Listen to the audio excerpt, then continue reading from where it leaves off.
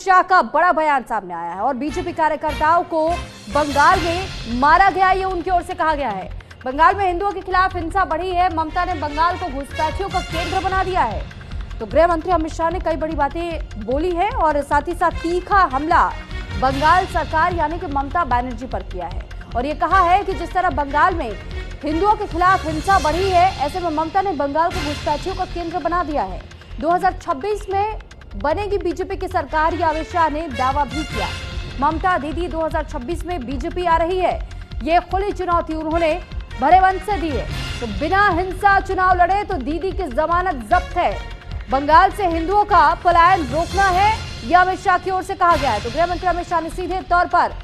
अपने निशाने पर किसी और को नहीं लेकिन ममता दीदी को लिया है, यानी कि ममता बनर्जी इस वक्त बीजेपी के निशाने पर है। और साथ ही साथ गृह मंत्री अमित शाह ने यह कह दिया कि जब 2026 में चुनाव होंगे तो आपको ये दिखाई देगा कि अगर बिना हिंसा के चुनाव लड़ा जाएगा तो पता चल जाएगा कि जीत किसकी पक्की होगी। दूसरी तरफ उन्होंने ये भी कहा कि बिना हिंसा के चुनाव लड़ने पर दीदी की जमानत भी जब्त हो जाएगी।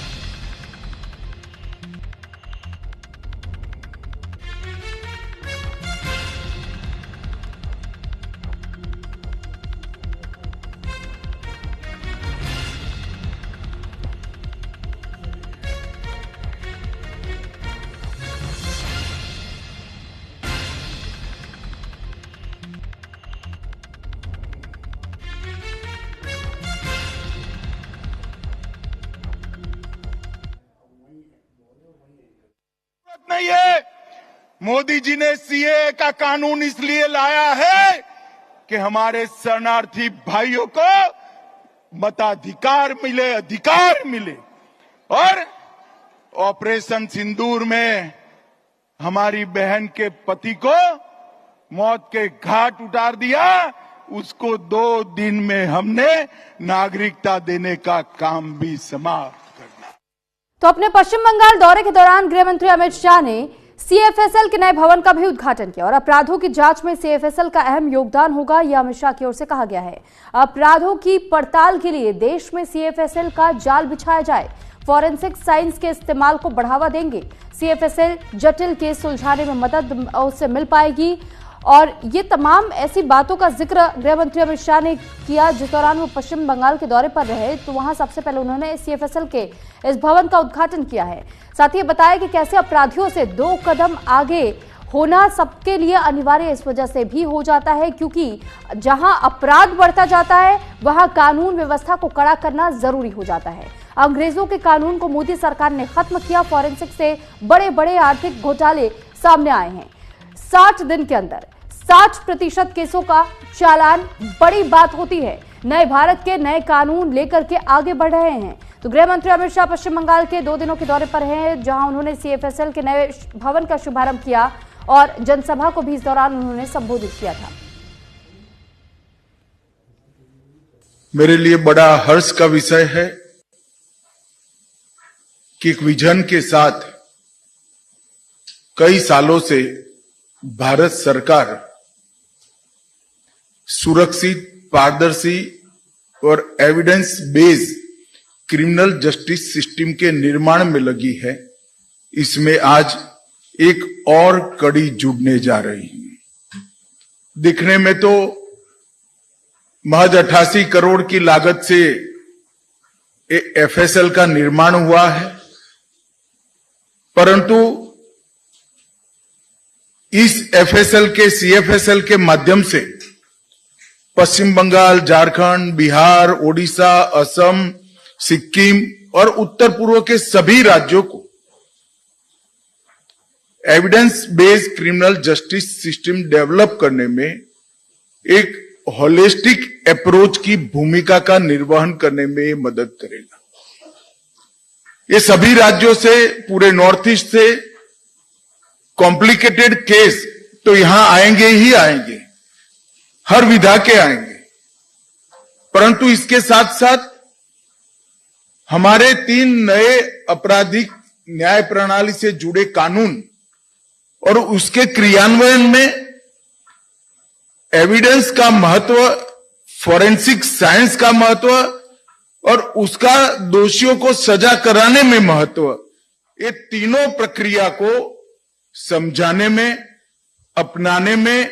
और उसको अंततोगत्वा पुलिस स्टेशन तक पहुंचाने में इस एफएसएल का बहुत बड़ा रोल रहने वाला है।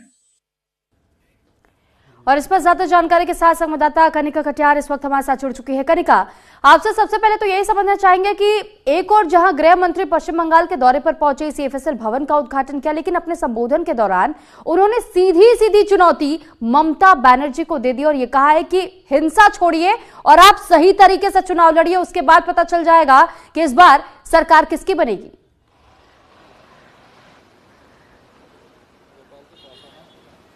देखिए, बिल्कुल साफ तौर पे गृह मंत्री अमित शाह का आज पश्चिम बंगाल का दौरा था, जिस दौरान उन्होंने सीएफएसएल जो ऑफिस बनाया गया है उसका इनॉग्रेशन किया। लेकिन उसके अलावा गृह मंत्री अमित शाह ने जब आज स्टेडियम में तमाम जनता को संबोधित किया तो उन्होंने ममता सरकार को साफ तौर पे चुनौती दी है कि 2026 में भारतीय जनता पार्टी की वहां पे सरकार बनेगी और ममता बनर्जी और टीएमसी का सुपड़ा साफ होगा। उन्होंने तमाम बातों का जिक्र किया, चाहे वो बांग्लादेश घुसपैठियों के मामले की बात हो, चाहे बंगाल में हो रही हिंसा की बात हो, इन तमाम पहलुओं पे गृह मंत्री अमित शाह ने जो है कहीं ना कहीं देखा जाए तो ममता बनर्जी और टीएमसी की जो सरकार है बंगाल की उसको टारगेट किया है। गृह मंत्री अमित शाह ने बोला कि पहले यहां पर बंगाल में कम्युनिस्ट पार्टी की सरकार हुआ करती थी, फिर ममता बनर्जी जो है महिलाओं को आगे रखकर सरकार में आई, लेकिन जब से बंगाल में टीएमसी की सरकार बनी है तब से वहां पे लगातार हिंसा हो रही है। और दूसरी महत्वपूर्ण बात जो है वो उन्होंने कहा कि जब से बंगाल में हिंसा सरकार जो है ममता बनर्जी की बनी तब से भारतीय जनता पार्टी के तमाम जो कार्यकर्ता हैं उनके साथ कहीं ना कहीं जो है वहां पर दुर्व्यवहार जो है वो होता हुआ नजर आ रहा है। तो साफ तौर पे गृह मंत्री अमित शाह का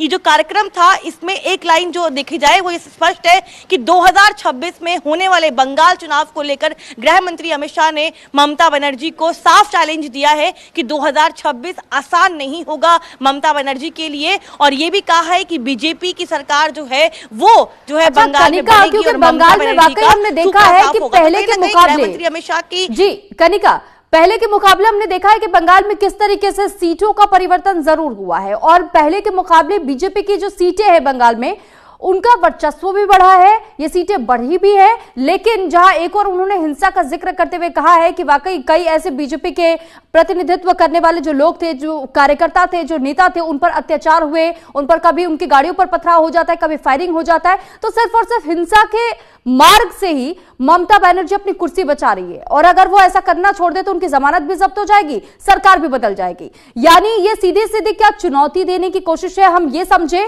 कि इस संबोधन के जरिए ही गृह मंत्री ने 2026 के चुनावी बिगुल तो आज से ही फूंक दिया है इसी मंच से।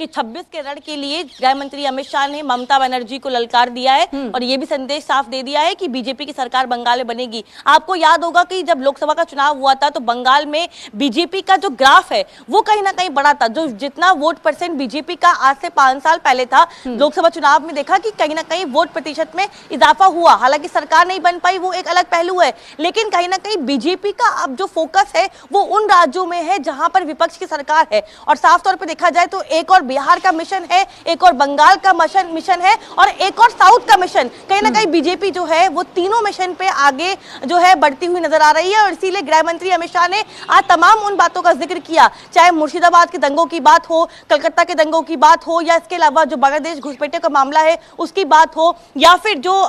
लगातार बीजेपी के कार्यकर्ताओं के साथ, नेताओं के साथ वहां पे हिंसाएं हुई हैं, उन तमाम बातों का उल्लेख करते हुए गृह मंत्री अमित शाह ने ये साफ कर दिया है कि 26 के रण में ममता बनर्जी की सरकार बनाना वाकई उनके लिए एक बड़ा चैलेंज होगा। और उन्होंने एक ये भी स्पष्ट कर दिया कि 26 का मुकाबला जो है वो टीएमसी के लिए एक बड़ा मुकाबला होगा, जिसमें बीजेपी को टक्कर टीएमसी दे पाएगी या नहीं दे पाएगी देखना होगा। एक और लाइन बताना चाहूंगी मैं आपको, खास तौर पे अमित शाह की बात करें तो उन्होंने आज एक संबोधन में अपने कार्यकर्ताओं को बूस्ट किया है। जिन कार्यकर्ताओं को वो संबोधित कर रहे थे, तमाम जो कार्यकर्ता नेता वहां पे मौजूद थे, तो गृह मंत्री अमित शाह की ओर से उनको भी एक संदेश दिया गया है कि 2026 के लिए आप अभी से लग जाइए ताकि बंगाल का मिशन जो है वो बीजेपी पूरा कर सके। तो कहीं ना कहीं बिल्कुल गृह मंत्री अमित शाह ने 2026 के बिगुल की शुरुआत जो है वो आज बंगाल के उस मंच से कर दी है।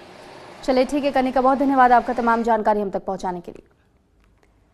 तो फिलहाल देखिए, पश्चिम बंगाल में जब गृह मंत्री अमित शाह पहुंचे तो यहां उन्होंने जहां एक और CFSL भवन का उद्घाटन किया, लोगों को संबोधित किया, अपने कार्यकर्ताओं को संबोधित किया। इस दौरान कई बड़ी बातें उन्होंने कही और सीधे तौर पर ये खुला चैलेंज 2026 के लिए ममता बनर्जी को भी दे दिया है कि ममता बनर्जी अगर अपनी सत्ता बचाना चाहती हैं तो फिर उन्हें इस बार मेहनत और दुगनी करनी पड़ेगी, क्योंकि अब तक आपने देखा होगा कि किस तरीके से जब भी चुनावी बिगुल बजता है, चुनावी शंखनाद हो जाता है और उसके बाद से हमने देखा है कि चुनावी रण के दौरान दोनों पार्टियां एक दूसरे के आमने सामने तो होती है, वार पलटवार जुबानी तौर पर भी होती है, लेकिन धरातल पर एक दूसरे पर कभी कोई किसी पार्टी पर यह आरोप लगा देता है कि हमारी पार्टी के लोगों पर हमला हुआ है, हमारे कार्यालय पर हमला हुआ है। तो हिंसा की बात का जिक्र भी गृह मंत्री की ओर से किया गया और यह कहा गया कि अगर वह हिंसा का राह ना चुने तो फिर उनकी जमानत जब्त होनी तो तय है।